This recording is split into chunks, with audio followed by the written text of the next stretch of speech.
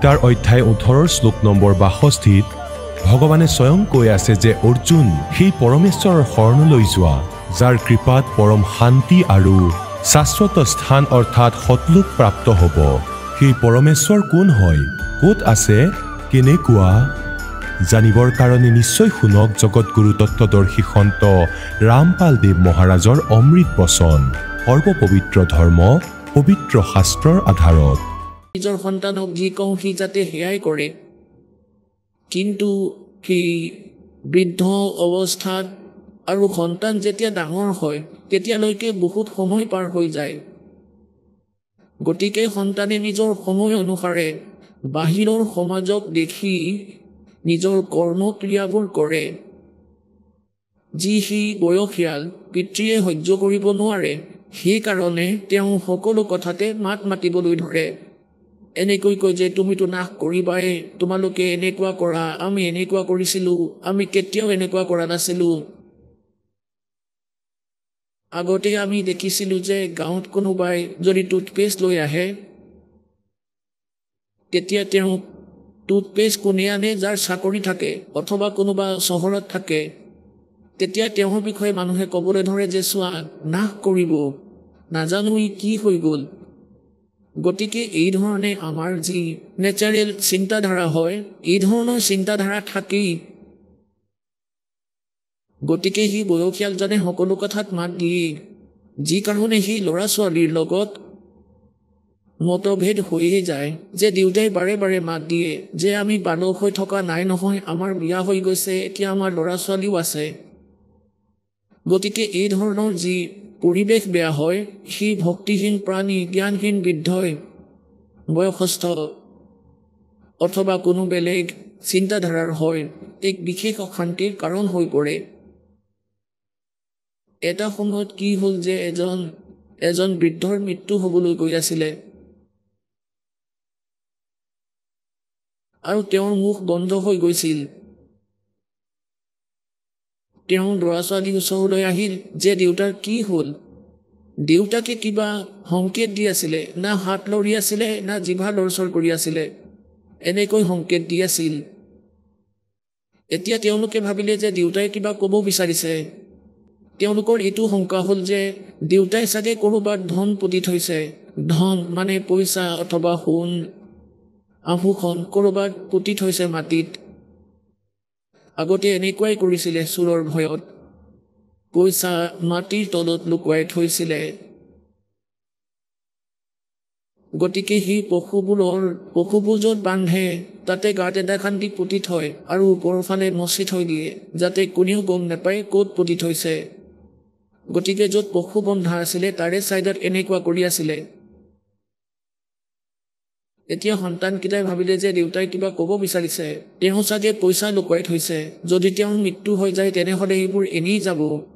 সেইখন গাঁৱত এজন ব্যক্তি আছিলে, তেওঁক এনেকুৱা এটা ইনজেকশ্যন লগাই দিছিলে, যদিহে তেওঁৰ শ্বাস বাকী আছে তেতিয়া তেওঁ জিভা উঠাব পাৰিছিলে, কথা কৈ 1-2 মিনিট কষ্টৰে ক'ব পাৰিছিলে, কেনেবাকৈ 1-2 মিনিট, আৰু তেওঁ 500 টকা লৈছিল। কোনোবা এজনে দৌৰি গ'ল আৰু সেইজন ডক্তৰক মাতি অনালে যে আমাৰ দেউতাক ইনজেকশ্যন লগাই দিয়ক যাতে তেওঁ কথা ক'ব পাৰে। তেওঁ প্ৰথমতে 500 টকাৰ কথা ক'লে যে আগতে এইটো দিয়া, 500 টকা ল'লে, তেওঁক ইনজেকশ্যন দিয়ালে। সি বুঢ়াজন ভাল হ'ল অলপ। তেতিয়া পুতেকে ক'ব ধৰিলে যে দেউতা কওকচোন কি কৈ আছিলে আপুনি, সোনকালে কওক। তেওঁ ক'লে যে আৰে ক'ত মৰি আছা, গৰুৰ পোৱালিটোৱে জালুপাত খাই আছে, চোৱা তোমালোকে নাশ কৰি দিবা মই মৰাৰ পিছত, এই জালুপাত খালে গৰুৰ পোৱালিটোৱে। এনেকৈ কৈ বুঢ়াজন মৰিল। এতিয়া ল'ৰাটোক ক'লে ভাইটি এই জালুপাতৰ বাবে 500 টকা ভৰিব লগা হ'ল তুমি। এতিয়াতো বুঢ়াজন মৰিয়েই গ'ল। এতিয়া আমাৰতো এয়া স্থিতি হ'ল, বৃদ্ধাৱস্থাটো যিয়ে ভক্তি নকৰে, আমি যে বিচাৰোঁ ল'ৰা ছোৱালীয়ে লাভ কৰাটো সেয়াও হ'ল হানি, কাৰণ স্থিতি সলনি হৈ পৰে। আৰু যি ঘৰত ভক্তি নাই তাতে অশান্তি হয়। পৰমাত্মাই কয় মতলব কে বিনা কোই नहीं प्यारा, स्वार्थ के बिना कोई नहीं प्यारा। जब तक बैल चले हड़िए में तब तक डाले चारा। जब तक बैल चले हड़िए में तब तक डाले चारा। बिरध होवे जब नाथ काट दे वो घर घर लाठे खारा।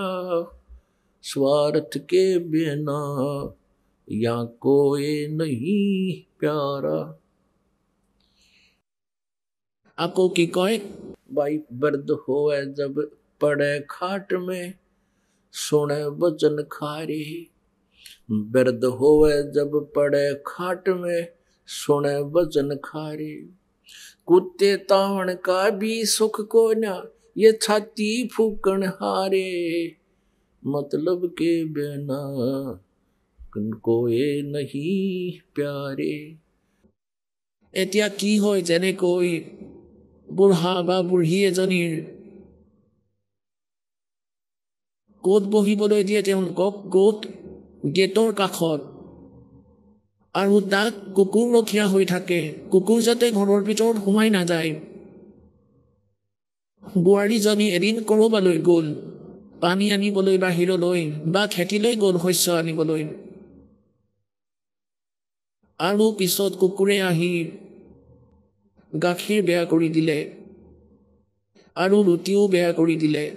বোৱাৰীজনী আহি ভিতৰত দেখিলে তাই আহি দেখিলে যে কুকুৰে সকলো বেয়া কৰি পেলাইছে।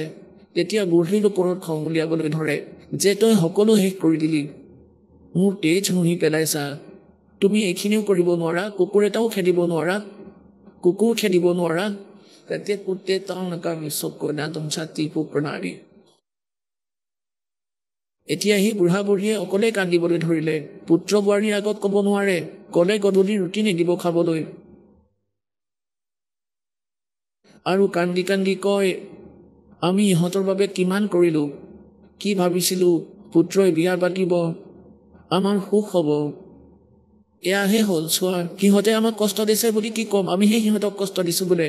গতিকে পুণ্যাত্মাসকল এইবোৰ ইয়াত নেচাৰেল, কান্দাই বা মানিয়ে লোৱা। এই কালে আমাক এই প্ৰকাৰে অশান্তি দি থৈছে আৰু আমি এনেকৈয়ে থাকি যাম।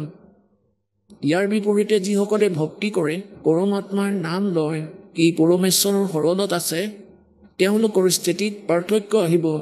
যদি ল'ৰা ছোৱালীয়ে ভক্তি মাৰ্গত লাগি যায় তেন্তে মিনিহত লোক হৈ যাব আপোনালোকৰ ঘৰ। এয়া সঁচা বুলি মানি ল'বা। এতিয়া যেনেকৈ আপোনালোকে বৃদ্ধ হ'ব, আপোনালোকৰ ল'ৰা ছোৱালী ডেকা হ'ব, তেওঁলোকৰ বিবাহ হ'ব, সকলো কাম হ'ব। ঠিক আছে, এয়া মাক দেউতাকৰ স্বভাৱ যে নিজৰ ল'ৰা ছোৱালীক নিজৰ অনুভৱ অনুসাৰে গাইড নিশ্চয় কৰক। তেওঁলোকক কওক যে এনেকুৱা কৰা, এনেকুৱা কৰা।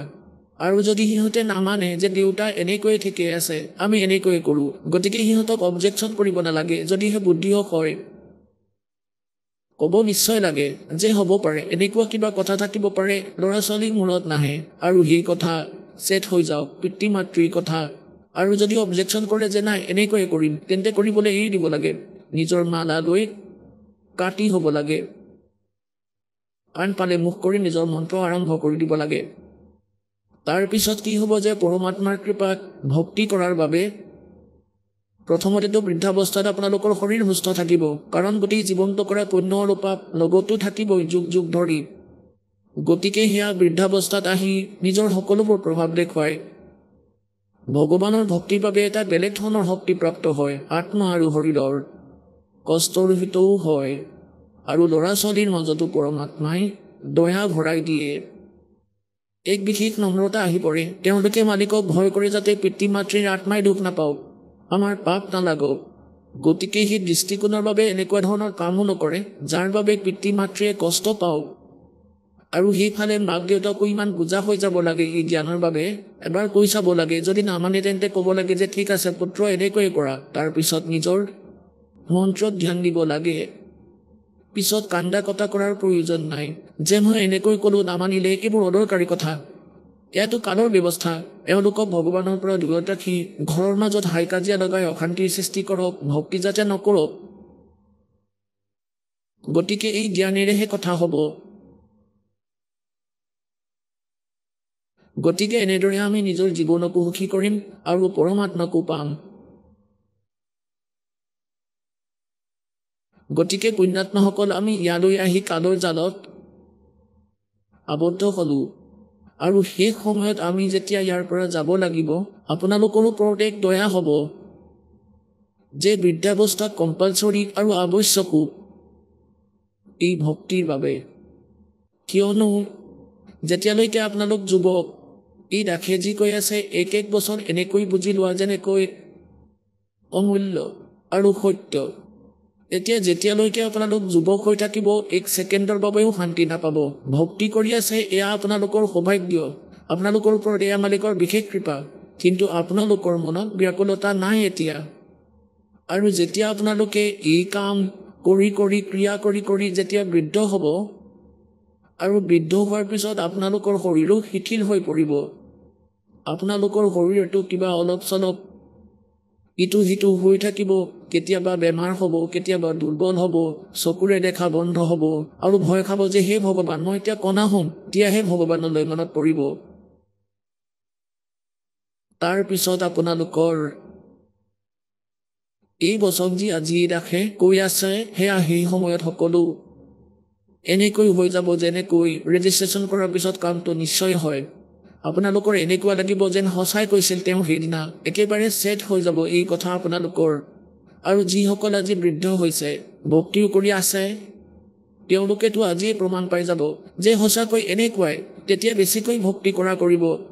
গতিকে সেইবাবে পৰমাত্মাই কয় যে বৃদ্ধাৱস্থা আপোনাৰো আহিব, কিন্তু সেই ভক্তিহীন প্ৰাণীৰ দৰে নাহে। কাৰণ যিসকল ভক্তিহীন প্ৰাণী, যিয়ে জ্ঞান পোৱা নাই, তেওঁ সদায় ওলোটা কাম কৰে। এজন ভগতে কৈ আছিল যে আমাৰ গাঁৱত এজন ডেকা, মানে যেতিয়া তেওঁ 30-40 বছৰীয়া আছিলে, আমি তেতিয়াৰ পৰাই চাই আছিলোঁ তেওঁ যদি ৰাস্তাৰে গৈ থাকে আৰু যদি কুকুৰ বহি থকা দেখে, আৰামত সি এডাল লাঠি লৈ থাকে, তাৰপিছত সি মনে মনে গৈ কঁকালত মাৰে, তাৰপিছত কুকুৰটোৱে বিষতে চিঞৰিবলৈ ধৰে আৰু সি হাঁহিবলৈ ধৰে, হা হা হা। আৰু সি নিজৰ কৰ্ম যি বেয়া কৰিব লগা আছিল কৰিলে, আৰু যেতিয়া সি বৃদ্ধ হ'ল, এনেকৈ কান্দিবলৈ ধৰিলে যেনেকৈ কুকুৰে কান্দে। এই যে বিনা কাৰণত কুকুৰক মাৰিলে কান্দে, ঠিক তেনেকৈয়ে কান্দি কান্দি মৰিলে, গোটেই বছৰটো কান্দি কান্দি। আৰু এনেকৈয়ে কান্দিছিলে যেন সঁচাকৈয়ে কুকুৰে কান্দি আছে। গতিকে পুণ্যাত্মাসকল, পৰমাত্মাই কয়, मन तू पावेगा अपना किया रे, भोगेगा अपना किया रे। मन तू पावेगा अपना किया रे, भोगेगा अपना किया रे। এতিয়া আপোনালোকে যে ভক্তি কৰে তাৰ বিষয়ে কওঁ। भाई मीराबाई को मारन लगे जहर का प्याला प्यारे, मीराबाई को मारन लगे जहर का प्याला प्यारे, पीवत ही अमृत हो लग्या, हो गया सर्द ही अरे, मन तू पावेगा अपना किया रे, भोगेगा अपना किया रे। मन तू पावेगा अपना किया रे, भोगेगा अपना किया रे। 33 करोड़ यज्ञ में आए, 88 सारे।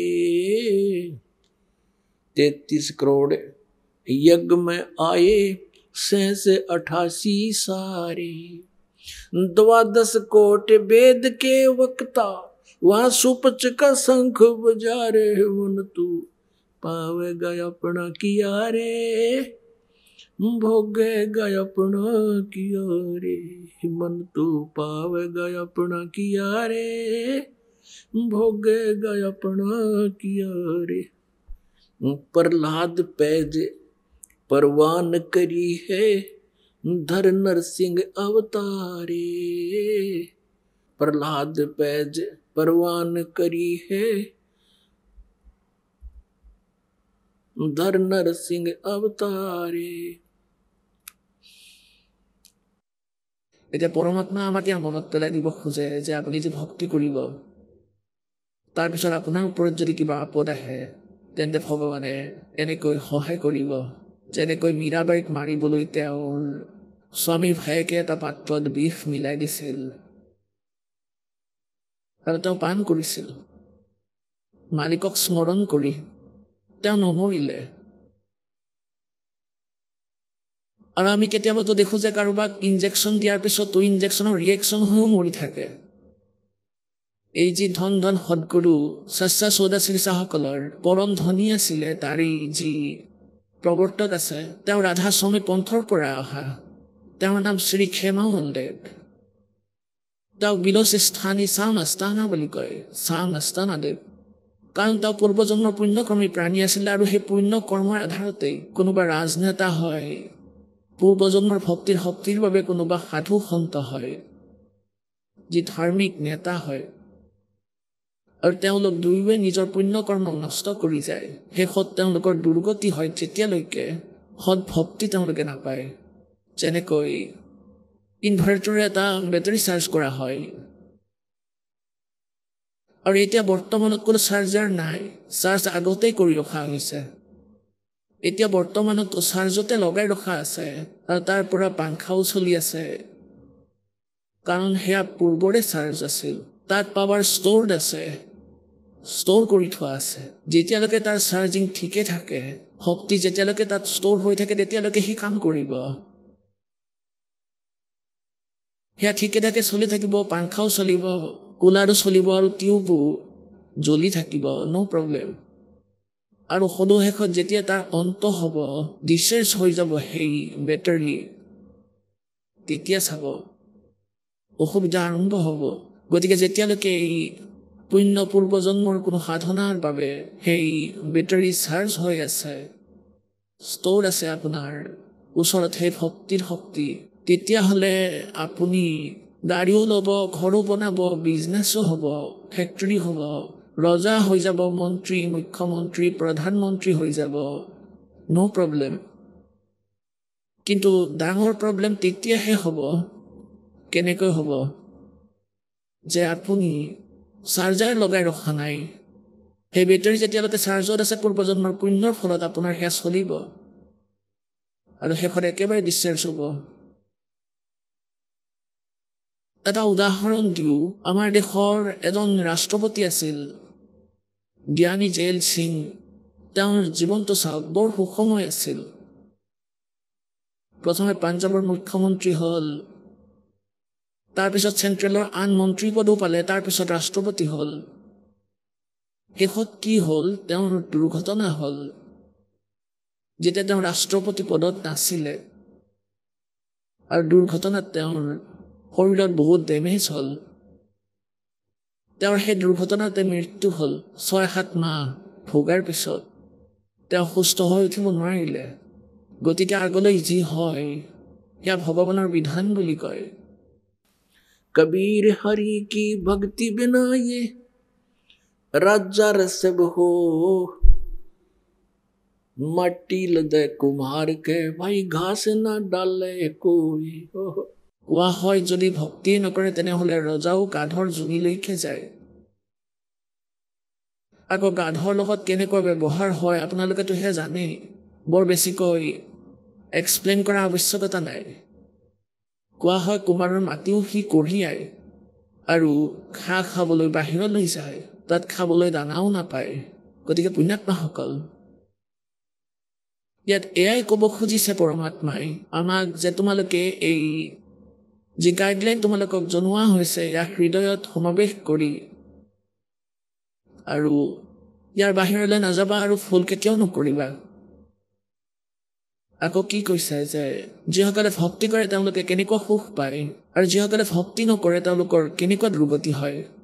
পুণ্যাত্মাসকল, আপোনালোকে সাধনা কৰি আছে, সেই বালক, সেই ব্যক্তি লাগে যিমানেই মজদুৰ হওক, দুখীয়া হওক, লাগে ৰিক্সা চলাই নিজৰ জীৱন নিৰ্বাহ কৰি আছে, কিন্তু যদি সৎ ভক্তি কৰি থাকে, সত্য ভক্তি কৰি থাকে, যি সত্য এই দাসৰ ওচৰত আছে, গতিকে কোনোবাই যদি এই পৃথিৱীৰ সমস্ত ৰাজ্যও প্ৰাপ্ত কৰি লয় কোনো অন্য ব্যক্তিৰ পৃথিৱীৰ সমস্ত শাসন পৃথিৱীৰ যদি তেওঁ চক্ৰৱৰ্তী ৰাজাও হয় তথাপিও সেই ৰিক্সা চলোৱা ভগতজনৰ লগত তেওঁৰ তুলনা নহয় তেওঁৰ তুলনাত সেইজন নাথিং কাৰণ তেওঁ পূৰ্বজন্মৰ পুণ্য নাশ কৰি আছে পূৰ্বজন্মৰ পুণ্য পূৰ্বজন্মৰ ধন নাশ কৰি আছে হেৰাই আছে আৰু যিজন ৰিক্সা চলোৱা ব্যক্তি মজদুৰ ব্যক্তি যিকোনোৱে হওক লাগিলে চেঠেই নহওক ৰজাও যদি ভক্তি কৰে তেওঁ ভাল ভক্তি কৰা সকলৰ তুলনা কৰা নাই দাসে যি সকলে ভক্তি নকৰে তেওঁ ৰজাৰ সৈতে তুলনা এইকাৰণে কৰিছো যে তেওঁ সক্ষম মানুহ সমৰ্থ মানুহ সকলোতকৈ ডাঙৰ বুলি মানুহ আৰু এইকাৰণে তেওঁক ডাঙৰ বুলি মনা হয় কাৰণ অন্যসকলৰ স্থিতি শেষ হৈ যায় ৰজাও যি ভক্তি নকৰে সেই ৰজাও ভক্তি কৰি থকা মজদুৰজনতকৈও বেয়া ইউজলেছ হয় তেওঁৰ জীৱন এয়া তত্ত্বজ্ঞানৰ কথা তেওঁলোকেহে বুজি পাব যিয়ে পৰমাত্মাৰ জ্ঞানক গ্ৰহণ কৰে গতিকে তাত কি হয় যে এজন ভগতে নিজৰ বেটাৰী চাৰ্জ কৰি আছে আৰু তেওঁলোকে ডিচাৰ্জ কৰি আছে তেওঁলোকৰ চাৰ্জাৰেই নাই গতিকে তেওঁলোকৰ অন্ত বেয়া হ'ব আৰু বেটাৰী চাৰ্জ হৈ থাকিব আৰু সদায় সুখ পাব গতিকে এই কাৰণতেই যিসকলে সাধনা কৰে তেওঁলোকৰ কিমান সুখ হয় আৰু যিসকলে ভক্তি কৰে যেনেকৈ সাধনাটো সকলোৱে কৰে কোনোবাই কোনোবাজন দেৱৰ কোনোবাই কোনোবা ধৰ্মৰ সকলোৱে পূজা কৰি আছে আৰু যদি সেই সাধনা শাস্ত্ৰ অনুকূল নহয় তেনেহ'লে সেয়াও ইউজলেছ পুণ্যাত্মাসকল আপোনালোকে শ্ৰীমদ ভাগৱত গীতাৰ অধ্যায় নম্বৰ 2 শ্লোক নম্বৰ 36 আৰু 37 এয়া পঢ়িছে এয়া লিখা আছে ইয়াৰ ভিতৰত যে গীতাৰ জ্ঞানদাতাই কালে কৈ আছে অৰ্জুনক যে অৰ্জুন তুমি যুদ্ধ কৰা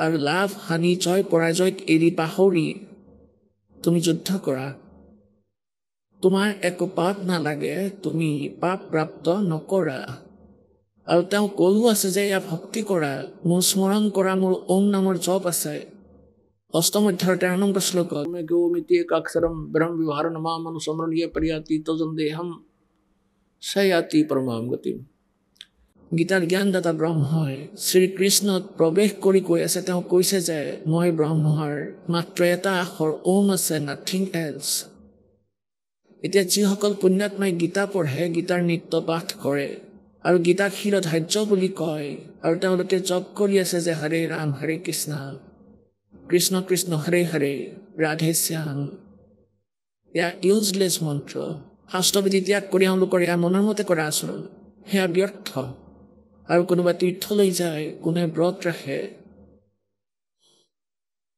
কোনো অন্য সাধনাৰ একাদশী ব্ৰত ৰাখে যিহেতু গীতাতে সাধনাৰ বৰ্ণনা নাই গতিকে এয়া শাস্ত্ৰবিধি ত্যাগ কৰি মনৰ মতে কৰা আচৰণ সেয়া ইউজলেছ গীতাৰ অধ্যায় নম্বৰ 16 শ্লোক নম্বৰ 23 কৈছে যে শাস্ত্ৰবিধি ত্যাগ কৰি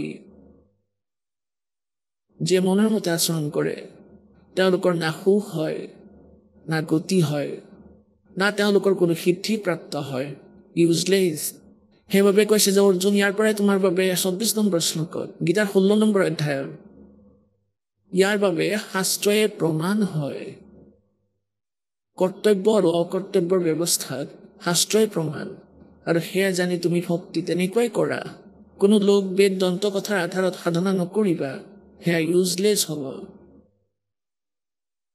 এতিয়া শ্ৰীকৃষ্ণৰ ভিতৰৰ পৰা এই কালে কৈ আছিল এই কাল ওলাই যোৱাৰ পিছত শ্ৰীকৃষ্ণৰ মনত নাই যে গীতাত কৈছিলে কি এতিয়া আপোনালোকে শ্ৰীকৃষ্ণৰ ইতিহাস চাই যদি দেখিব শিৱপুৰাণত লিখা আছে যে এবাৰ শ্ৰীকৃষ্ণই পুত্ৰ প্ৰাপ্তিৰ বাবে ঘোৰ তপস্যা কৰিছিল এই তপৰ বিষয়ে গীতাত আছে জানো কৰবাত গতিকে ইয়াৰ পৰাও সিদ্ধ হয় যে গীতাৰ জ্ঞান নাছিলে শ্ৰীকৃষ্ণৰ গতিকে এনেকৈ কালে গীতাৰ জ্ঞান দিছিল দুই প্ৰকাৰে দিছিল এটাতো এনেকৈ কৈ গীতাৰ জ্ঞান দাতাইছে এয়াতো মোৰহে মত যি তেওঁৰ নহয় সেয়া তেওঁৰ স্তৰৰহে জ্ঞান আৰু গীতাত যি অন্য জ্ঞান আছে সেয়া বেদ জ্ঞান হয় আৰু বেদ কোনে দিছে পূৰ্ণ পৰমাত্মা পৰমাক্ষৰ ব্ৰহ্মই সেই পূৰ্ণ পৰমাত্মাই দিছে এই কাল জ্যোতি নিৰঞ্জনৰ অন্তঃকৰণত আৰু তাৰ কম্পিউটাৰত ফিট কৰি দিলে আৰু তাৰ পৰা যি তেওঁ ওলালে এজ এ বেদ সেই বেদটো এজিটি চলাই দিলে তাত তেওঁ একো সংমিশ্ৰণ নকৰিলে এতিয়া বেদৰ জ্ঞান তেওঁ বুজিলে আৰু আগলৈ গীতাৰ জ্ঞানত তেওঁ যুদ্ধ কৰাবলৈ কৈছিলে তাত বেদ জ্ঞানটো ভক্তিৰ বুলি কৈ দিলে আৰু নিজৰ মত কৈ দিলে ইয়াত খেলি মেলি কৰিবলৈ আৰু যুদ্ধ কৰাবলৈ গতিকে তাক ক'লে যে তুমি দ্বিতীয় অধ্যায়ৰ শ্লোক ৩৬ আৰু ৩৭ তুমি যুদ্ধ কৰি যোৱা লাভ হানিৰ কথা নাভাবি তুমি পাপ প্ৰাপ্তি নকৰা আৰু যুদ্ধত মৃত্যু হ'লে স্বৰ্গলৈ যাবা আৰু যদি জিকা তেন্তে পৃথিৱীৰ ৰাজভোগ কৰিবা তোমাৰ দুয়ো হাততে লাৰু পুণ্যাত্মাসকল সৰ্ববিদিত যে যিয়ে ইতিহাস পঢ়িছে বা এই গ্ৰন্থ পঢ়িছে মহাভাৰত পঢ়িছে যেতিয়া যুধিষ্ঠিৰক সিংহাসনত বহুৱাই দিলে মহাভাৰতৰ যুদ্ধৰ পিছত কৌৰৱৰ নাশ হোৱাৰ পিছত সিহঁত হাৰিলে পাণ্ডৱ বিজয়ী হ'ল যুধিষ্ঠিৰক সিংহাসনত বহুৱালে আৰু যুধিষ্ঠিৰে বহুত ভয়ানক সপোন দেখিবলৈ ধৰিলে শ্ৰীকৃষ্ণ পাণ্ডৱৰ ধাৰ্মিক গুৰু আছিলে আধ্যাত্মিক গুৰু আছিল শ্ৰীকৃষ্ণৰ ওচৰলৈ গ'ল তেওঁলোকক কাৰণ সোধা গ'ল যে গুৰুদেৱ ভগৱান হাই এনেকুৱা সপোন দেখি আছে ইয়াৰ কাৰণনো কি বহুদিন হ'ল তেওঁ আহাৰ গ্ৰহণ কৰা নাই ভয়ে ভয়ে থাকে দেখাত ভয়ংকৰ হৈ গৈছে তেওঁ শ্ৰীকৃষ্ণই ক'লে যে তুমি যি মহাভাৰতত বন্ধুঘাত কৰিলা সেই পাপ কৰিছিলা সেই পাপে কষ্ট দি আছে এতিয়া পুণ্যাত্মাসকল বিচাৰ কৰা এতিয়া অৰ্জুনৰ একেবাৰে কাৰেণ্ট লাগি গ'ল যেতিয়া ভগৱানে গীতাৰ জ্ঞান দি আছিল তেতিয়া কৈছিল যুদ্ধ কৰা তোমাৰ পাপ নালাগে তুমিতো নিমিত্ত মাত্ৰ মই সকলোকে মাৰি থৈছোঁ তুমি যুদ্ধ নকৰিলেও মই মাৰি দিম আৰু আজি কৈ আছে যে মোৰ সেই পাপ লাগিছে কিন্তু সেই সময়ত এইকাৰণে কোৱা নাছিলোঁ কাৰণ মই যদি বাদ বিতণ্ডাত লাগি যাওঁ তেন্তে মোৰ ভাই যি যুধিষ্ঠিৰ তেওঁ চিকিৎসা নকৰাব কাৰণ চিকিৎসাৰ বাবে তেওঁ বহুত খৰচৰ কথা কৈছিল শ্ৰীকৃষ্ণই কৈছিল ইয়াৰ এটাই চিকিৎসা আছে এটা অশ্বমেঘ যজ্ঞ কৰা বহুত ডাঙৰ গোটেই পৃথিৱীৰ যিমান সাধু সন্ত ভক্ত আছে আৰু স্বৰ্গৰ দেৱতাসকলকো আমন্ত্ৰণ কৰা আৰু তুমি যজ্ঞ কৰা ভোজ পাতা আৰু সেই ভোজত যেতিয়া সকলোৱে খানা খাব ভোজন কৰিব তেতিয়া তোমাৰ পাপ কম হৈ যাব আৰু তাৰ যজ্ঞ সফল হ'ব যজ্ঞ যেতিয়া সফল হ'ব তোমাৰ পাপ নষ্ট হৈ যাব আৰু যজ্ঞ সফল হোৱাৰ প্ৰতীক কি বনাইছে এটা শংখ ৰাখি দিলে ৫মুখী পঞ্চমুখী শংখ পঞ্চায়ন বোলে আনন্দ মানে মুখ ৫ আয়ন মানে মুখ পঞ্চায়ন সেয়া বেলেগকৈ ৰাখিলে সুসজ্জিত ষ্টেজত এটা স্থানত বেলেগকৈ মেজত ৰাখি দিলে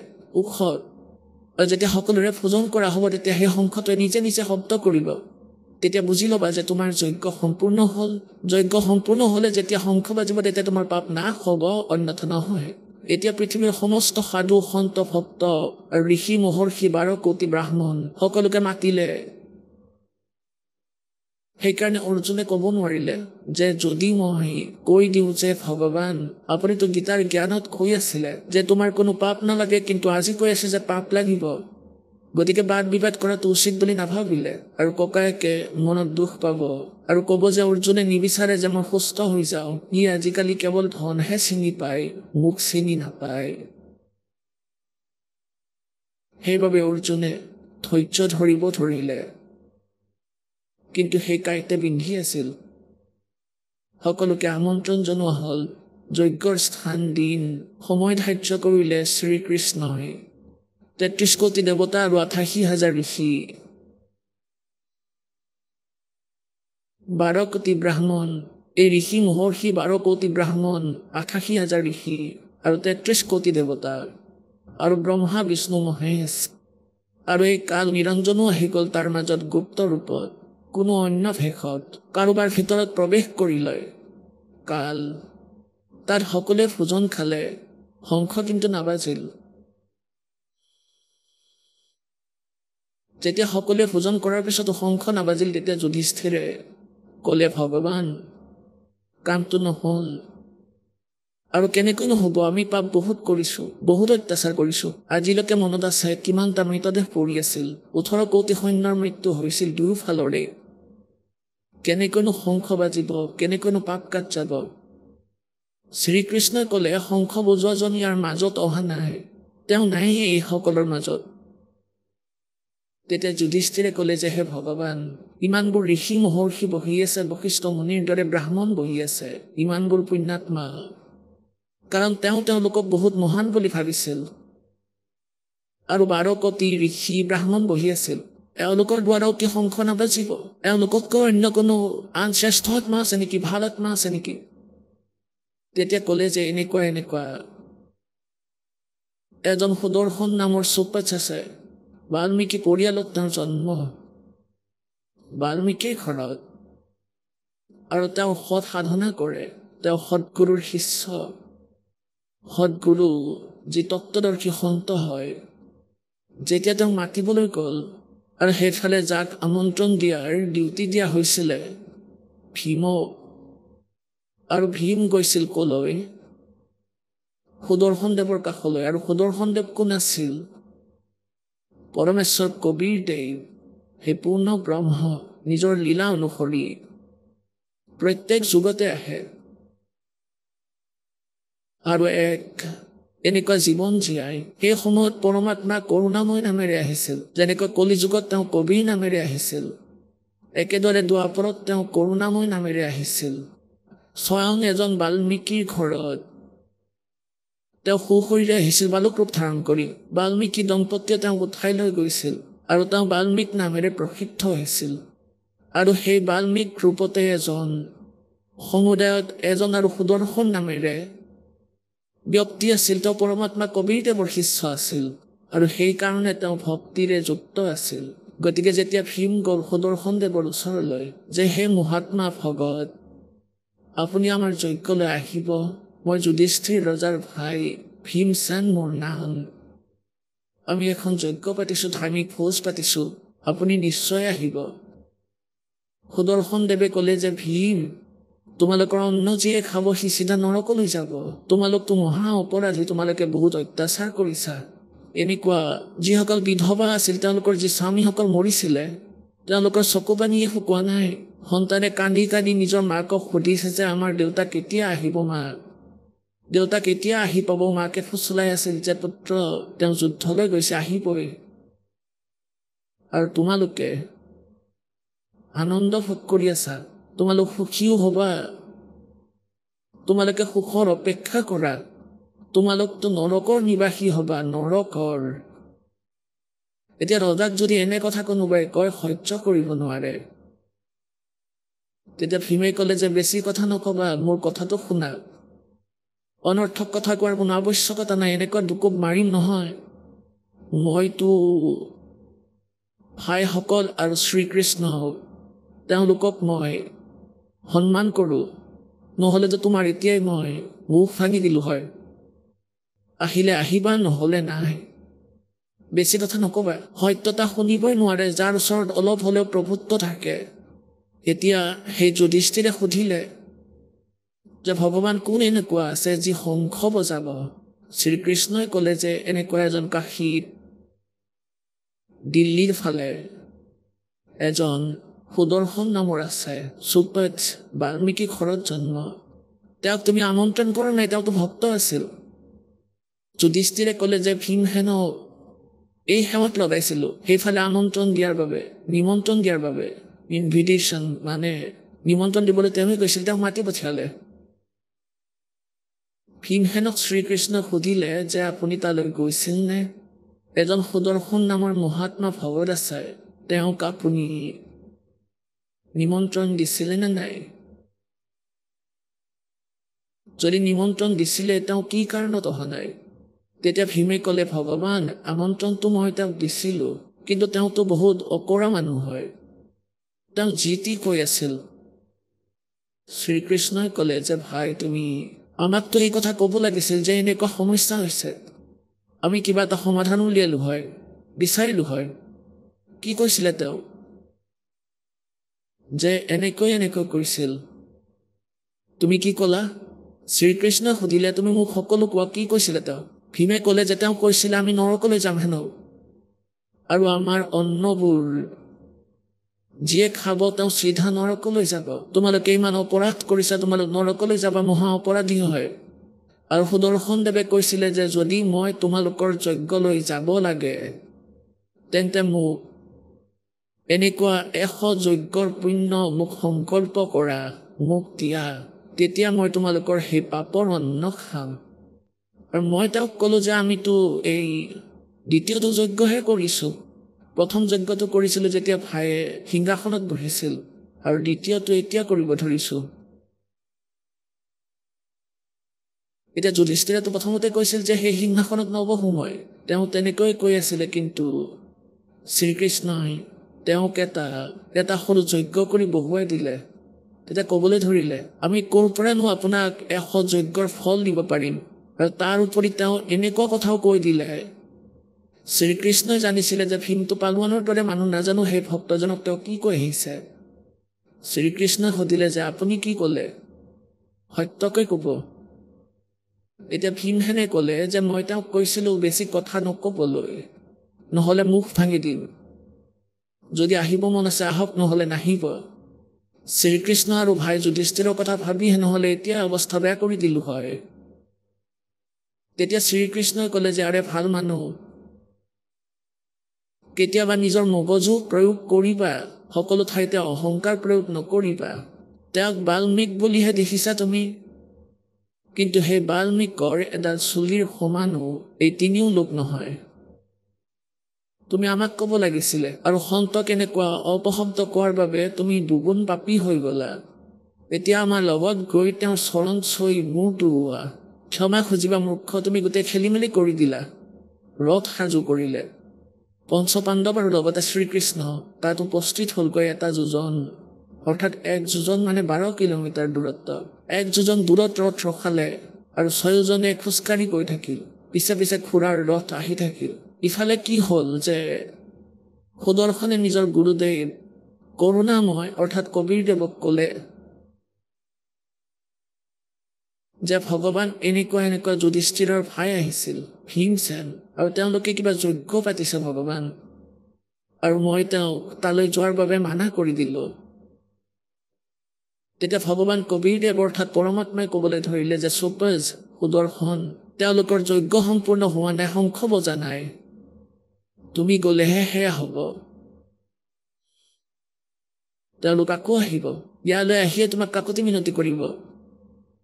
এতিয়া সুদৰ্শনে ভাবিলে যে ইহঁতে আকৌ আহি মূৰ কামুৰিব মোৰ, আৰু তেওঁলোকে ইমান পাপৰ ভোজন বনাই ৰাখিছে, যদি মই খাওঁ মোৰতো কৰ্ম নষ্ট হ'ব। তেওঁ কি কৰিলে, তেওঁ তাৰ পৰা ওলাই গুচি গ'ল। তেওঁ নিজৰ কুটিৰ এৰি, ঘৰ এৰি বহুত দূৰলৈ যোৱাৰ পৰিকল্পনা কৰিলে, 15-20 দিনৰ বাবে ওলাই গ'ল। এতিয়া পৰমাত্মাই কয় নিজৰ ভক্তৰ সন্মান,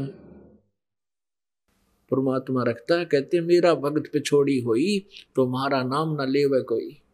এতিয়া নিজ ভগতৰ ৰূপ ধৰি পূৰ্ণ পৰমাত্মা পৰমেশ্বৰ ব্ৰহ্মই বহিল গৈ সেই চুপজ সুদৰ্শনৰ কুটিৰত গৈ।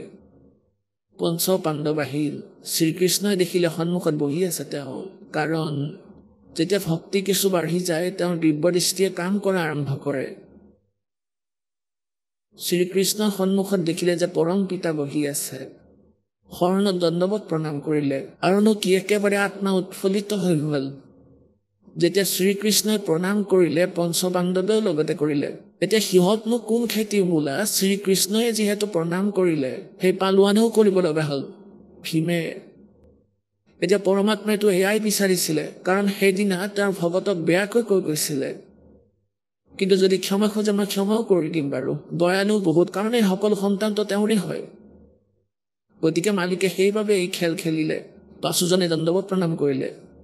থিয় হৈ শ্ৰীকৃষ্ণই হাতযোৰ কৰি ক'লে যে হে ভগৱান, এয়া ৰজা যুধিষ্ঠিৰ, এওঁলোক সৰু ভাই, আৰু মই কৃষ্ণ হওঁ দ্বাৰকাৰ পৰা আহিছোঁ, আপোনাক নিমন্ত্ৰণ দিব আহিছে এওঁলোকৰ যজ্ঞলৈ বোলক ভগৱান।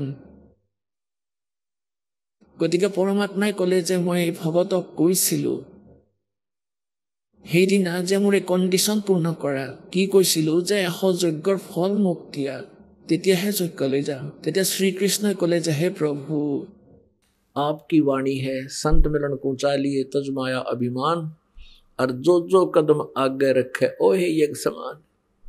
পুণ্যাত্মাসকলে আপোনালোকৰ বাবে এই ফৰ্মুলা, যদি আপোনালোক সৎসংগলৈ আহে, লাগে কোনোবা ধনীয়ে হওক, লাগে কোনোবা উচ্চপদস্থ ব্যক্তি হওক, ভগৱানৰ পদূলিলৈ ভিক্ষাৰী হৈ আহে, এই অভিমান থাকিব নালাগে।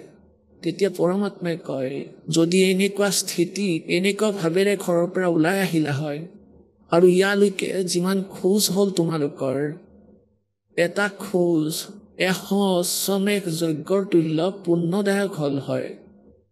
ভাবি লোৱা, পৰমাত্মাৰ বাণী ভুল হ'ব নোৱাৰে, সম্পূৰ্ণ সত্য।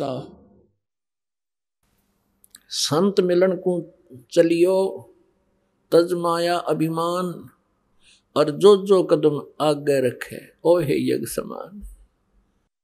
যদি এটা খোজো ইয়াত দিয়া সত্য ভাৱেৰে, বিনম্ৰ ভাৱেৰে, দাস হৈ, অধীন হৈ, যেনেকৈ কোনো ভয়ংকৰ ৰোগীয়ে হওক, যি ব্যক্তি সেই নগৰৰ ডক্তৰে পৰামৰ্শ দিয়ে যে আপুনি যাওক PGI বা অল ইণ্ডিয়া ইনষ্টিটিউট দিল্লীলৈ বা আন কোনো ভাল হস্পিটেলত আপুনি পৰীক্ষা কৰাওক আৰু তাত চিকিৎসা কৰাওক, আমাৰ দ্বাৰা নহ'ব, তেতিয়া সেই ব্যক্তিজনটো বৰ চিন্তাত পৰে। এতিয়া নাজানো কি ৰিপৰ্ট আহে, নাজানো হে ভগৱান কেনেকুৱা বা বেমাৰ হয়। গতিকে সেই সময়ত তেওঁ যিমানেই উচ্চ পদত নাথাকক বা যিমানেই ধনী হওক, তাত ধন তেওঁ নেদেখে, নিজৰ প্ৰাণহে দেখে। আকৌ তেওঁ যায় হস্পিটেললৈ, ডক্তৰে কয় যে শুই দিয়ক, ডাক্তৰে নাভাবে যে তুমি ৰজা নে প্ৰজা নে শেঠ নে কিবা, শুই দিয়ে বিচনাত। এনেকে কয় যে যোৱা তাত গৈ পৰীক্ষা কৰি আনা, তেওঁলোকে সেই প্ৰেছক্ৰিপশ্যন লৈ আকৌ সেই তালৈকে গুচি যায়। গতিকে এই প্ৰকাৰে আপোনালোক যেতিয়া ইয়ালৈ আহে, ইয়াত কোনো প্ৰকাৰৰ খেলি মেলি যাতে আপোনালোকৰ দ্বাৰা নহয়, লাগে ধনীয়ে হওক বা কোনো দুখীয়াই হওক বা পইচা থাকক, ইয়ালৈ দাস হৈ আহক। গতিকে এই ভাৱেৰে আপোনালোকে দৰ্শনৰ বাবে আহে, দাস ভাৱেৰে, তেওঁ আপোনালোকক এক খোজতে 100 যজ্ঞৰ সমান পুণ্য দিব। संत मिलन को चालियो तजमाया अभिमानी जो कदम आगे रखे यज्ञ समान। এটা খোজ এক যজ্ঞৰ তুল্য, আৰু এটা যজ্ঞত কিমান খৰচ, য'ত 33 কোটি দেৱতা, 88,000 ঋষি, 12 কোটি ব্ৰাহ্মণ, 56 কোটি যাদৱ, 9 নাথ 84 সিদ্ধ আৰু বাকী যিমান সাধাৰণ জীৱই নাজানো কিমান ভোজন খাই আছিল। তেনেকৈ এক যজ্ঞৰ এটা মোটা ফৰ্মুলাৰ কথা কওঁ পুৰাণৰ, যে এক যজ্ঞ যি হয় তাত 100 মোন ঘিউ দিয়া হয়, দেশী ঘিউ। তেতিয়াহে ইংৰাজী আহিল, আগতেতো ইংৰাজী বস্তু নাছিলে, এই ডালদা ইত্যাদি বনস্পতি। গতিকে 100 মোন ঘিউ গৰু ম'হৰ প্ৰয়োগ হয়। 100 মোন, 1 মোনত 40 কিলো। গতিকে পুণ্যাত্মাসকল, 40 কুইণ্টল হৈ গ'ল ঘি, প্ৰায় 40 কুইণ্টল। গতিকে এনেকৈ তাৰ পৰা যজ্ঞও হ'ল, তাতে আকৌ এই ভোজ আদিও বনায়। গতিকে 100 মোন ঘিউৰ পৰা ধৰি লওক 2 মোন, 1 মোন ওলালে যজ্ঞৰ বাবে। গতিকে 99 মোন থাকি গ'ল। 99 মোন ঘিউ যদি তাতে প্ৰয়োগ হয়, গতিকে অন্য সামগ্ৰী কিমান লাগিব ভাবি লওক। গতিকে ইমান খৰচ সেই যজ্ঞত হয়, আৰু সেই যজ্ঞৰ ফল আপোনালোকৰ এই ভাৱেৰে ইয়ালৈ অহা সকলক কোৱা হয়, संत मिलन को चालिए तजमाया अभिमान और जो कदम आगे रखे ओ हे यज्ञ समान। শ্ৰীকৃষ্ণই কৈছে যে আপোনাৰ বাণী, কাৰণ 4 যুগত পৰমাত্মাই কৈছে যে 4 युग में संत पुकारे को कहा हम हेल रे, हीरे माणिक मोती बरसे ये जग जुगता ढेल रे। পৰমাত্মাই কৈছে যে 4 যুগতে মই মাত দিছোঁ সত্য জ্ঞানৰ। 4 যুগতে পৰমাত্মাই নিজৰ বাণী কৈ থৈছে। শ্ৰীকৃষ্ণই কৈছে যে প্ৰভু আপোনাৰে আদেশ, আপোনাৰে বচন, আপোনাৰ অমৃত বাণীতেই লিখা আছে que संत मिलन को चालिए तजमाया अभिमान।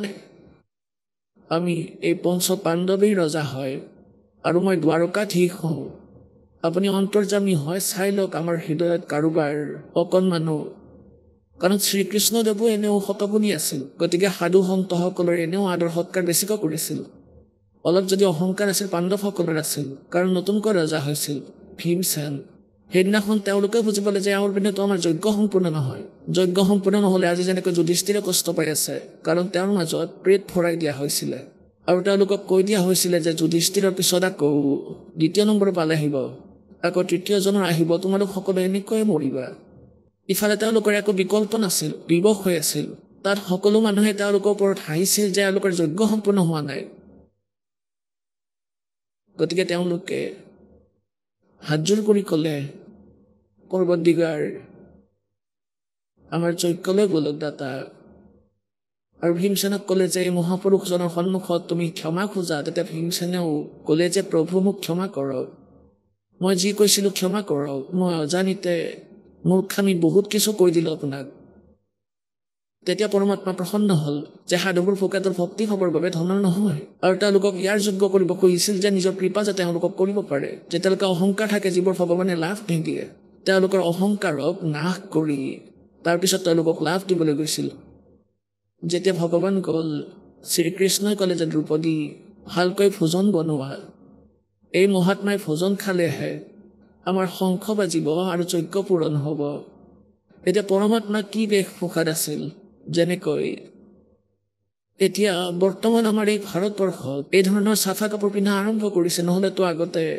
লেতেৰা ভাঁজ লগা কাপোৰ আৰু দীঘল দীঘল দাড়ি মূৰৰ চুলিও দীঘল অলপ অলপ দাড়িটো সকলোৱে ৰাখিছিল সৰু লেংটি মাৰি আঁঠুলৈকে ধুতি চিগা চেণ্ডেল একেবাৰে চিম্পল বেশভূষাত আছিলে আৰু আহি বহি গ'ল তাত বহি আছিল সেই মণ্ডলেশ্বৰ সেই ঋষি ব্ৰাহ্মণ একেবাৰে এনেকৈ গা পা ধুই 3 বাৰ ত্ৰিকাল স্নান কৰাসকল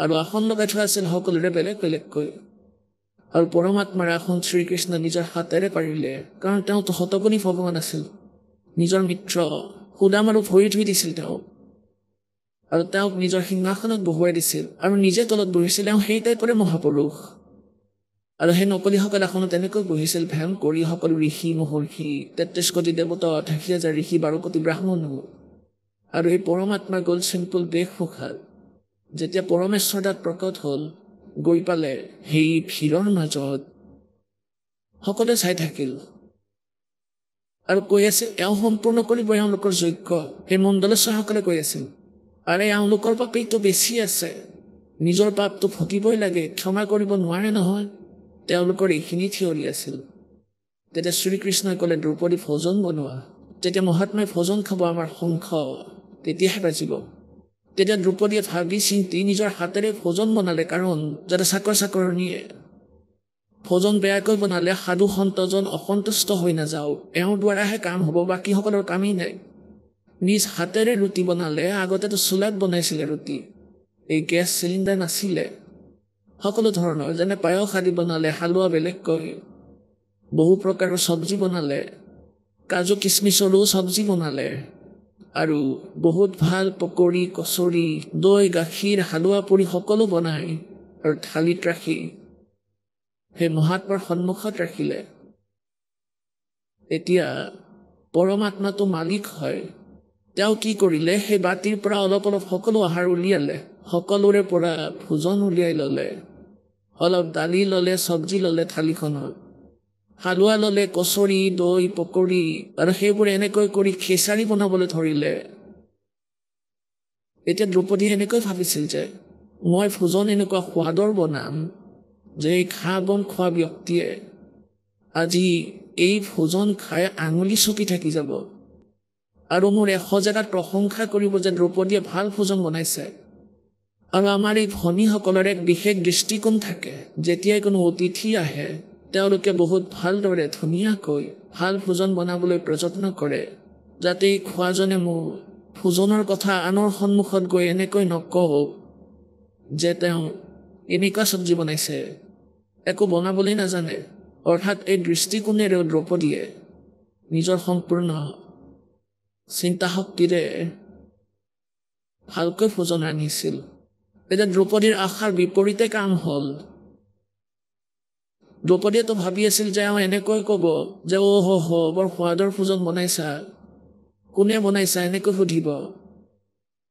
কিন্তু যেতিয়া পৰমাত্মাই সকলোবোৰ একলগ কৰিলে তেতিয়া দ্ৰৌপদীৰ মনত বৰ বেয়াকৈ কুবিচাৰ আহিল মহাপুৰুষৰ প্ৰতি, ভগৱানৰ প্ৰতি। তেওঁ মনতে কি ভাবি ল'লে যে এওঁতো ক্ষুদ্ৰ ক্ষুদ্ৰ হৈ থাকিব, এওঁতো খাবও নাজানে, মই 1 ঘণ্টা চকু বেয়া কৰিলোঁ থোৱাত, খৰিৰে জুই ধৰি ধৰি এওঁতো সকলো কষ্টই নষ্ট কৰি দিলে, এওঁতো খাবও নাজানে, কিহৰ শংখ বজাব, মনতে এনেকৈ ভাবি খং কৰিলে। এতিয়া পৰমাত্মাই কি কৰিলে, এই যে মিলাই লৈছিল সকলোখিনি তাৰ পৰা এগৰা খালে আৰু সেই দূৰত থোৱা শংখটোৱে নিজে নিজে শব্দ কৰিব ধৰিলে, এবাৰ বাজি বন্ধ হৈ গ'ল।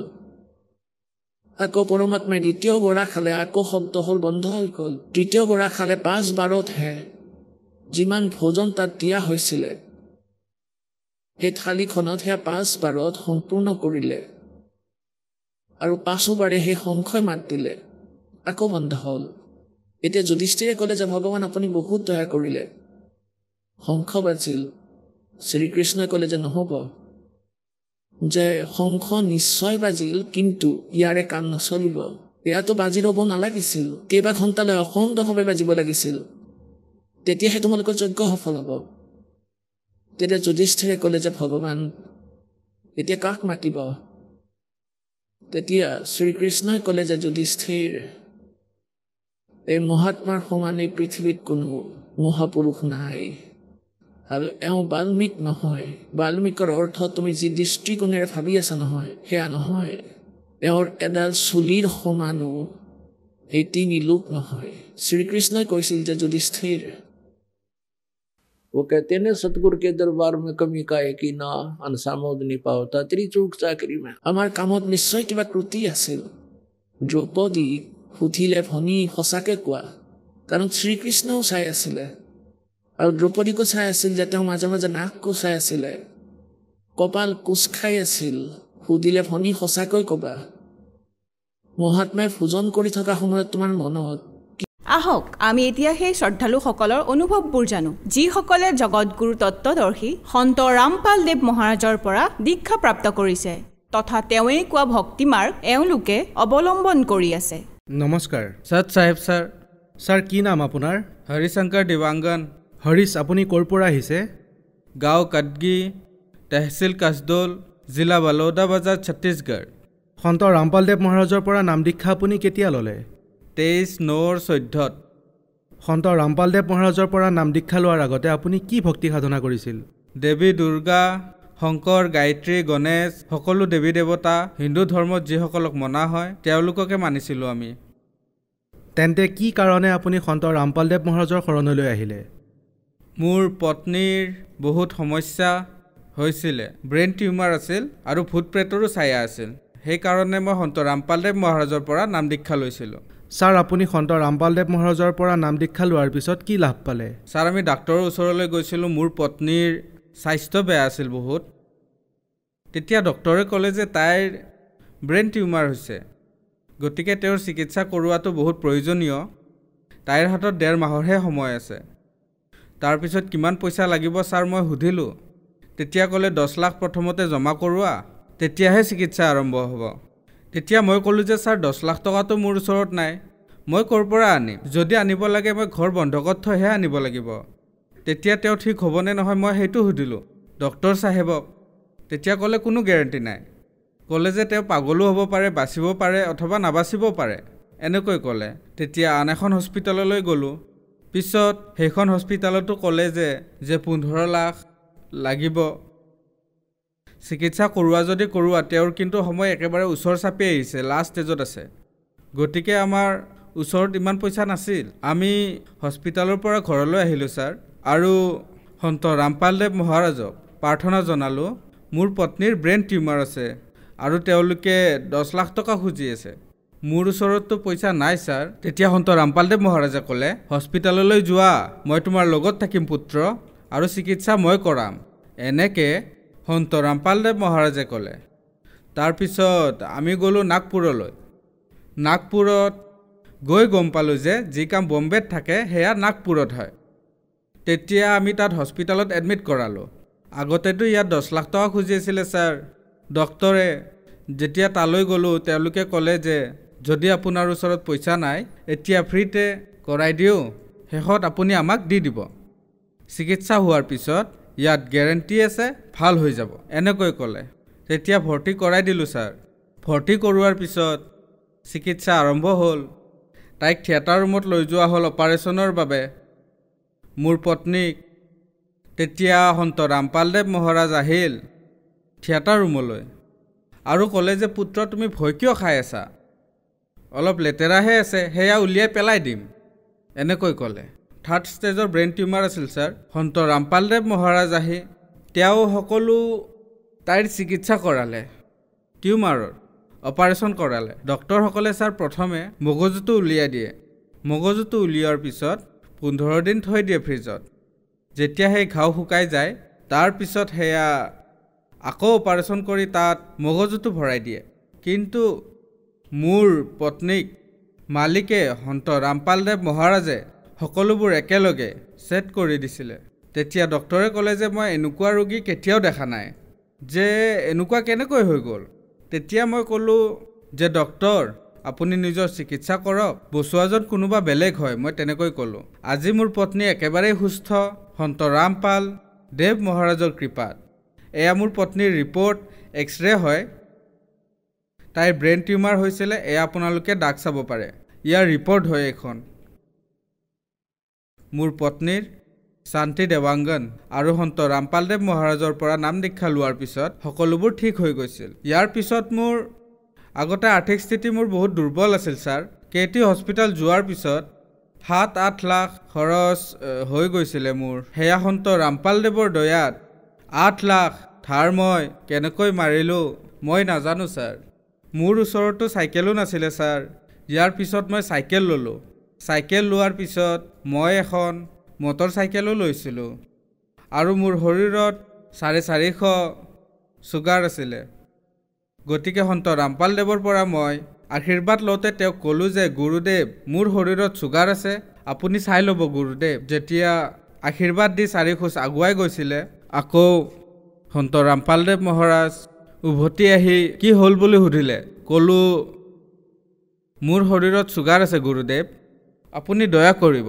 তেতিয়া মালিকে ক'লে যে ঠিক আছে পুত্ৰ, দয়া কৰিব মালিকে, এনেকৈ কৈ গুচি গ'ল। মোৰ চুগাৰ এতিয়া একেবাৰে নৰ্মেল। কেইবাবাৰো চেক কৰিছোঁ ডক্টৰৰ ওচৰত। 7 বছৰ হৈ গ'ল। এতিয়া মই সকলোবোৰ বস্তু খাওঁ, চেনীৰ মিঠাই ইত্যাদি, আলু সকলো খাওঁ।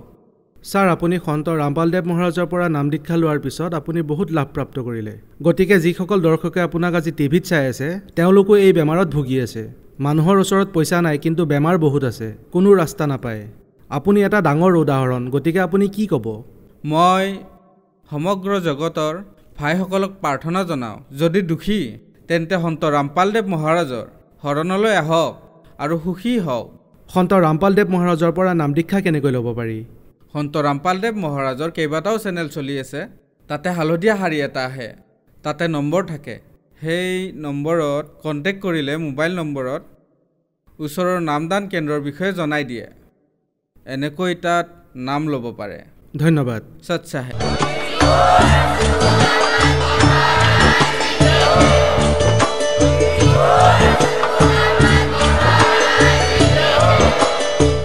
আপুনি শুনি আছিলে জগতগুৰু তত্ত্বদৰ্শী সন্ত ৰামপালদেৱ মহাৰাজৰ মংগল প্ৰবচন। অধিক জানিবৰ বাবে ভিজিট কৰক আমাৰ ৱেবছাইট www.jagatgururampalji.org। সন্ত ৰামপালদেৱ মহাৰাজৰ শুভ আশীৰ্বাদত সমগ্ৰ বিশ্বতে 500তকৈও অধিক নাম দীক্ষা কেন্দ্ৰ আছে, য'ত সন্ত ৰামপালদেৱ মহাৰাজৰ দ্বাৰা বিনামূলীয়া নাম দীক্ষা দি থকা হৈছে। আপোনাৰ নিকটৱৰ্তী নাম দীক্ষা কেন্দ্ৰৰ ঠিকনা জানিবলৈ সম্পৰ্ক কৰক 8222880541।